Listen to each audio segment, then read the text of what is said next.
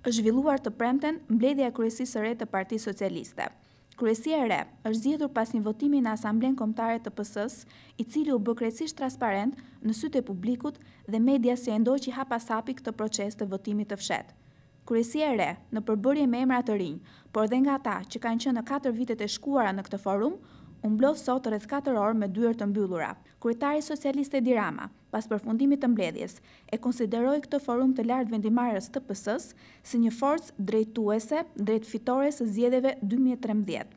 Në deklaratën e tij për mediat, pas mbledhjes së kryesisë së re, Rama nuk ka lënë pas dore as aktualitetin e ditës.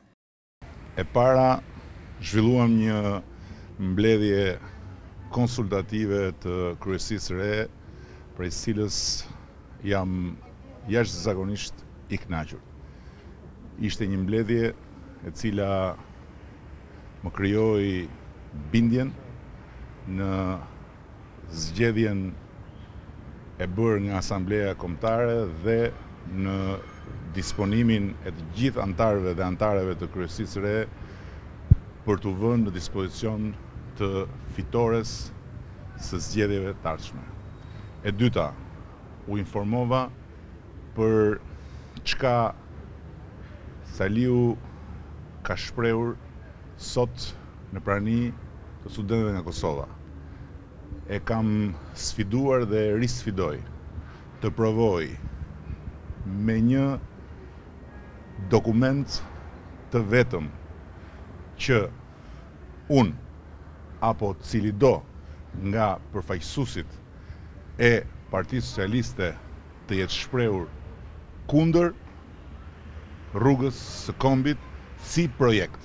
Ndërkohë që i rithem turp që me rrugën e kombit keni bërë një biznes fitimprurës duke grabitur fondet e atyre taksapaguesësh shqiptar që kanë kontribuar gjithësbashku për ndërtimin e asaj rruge.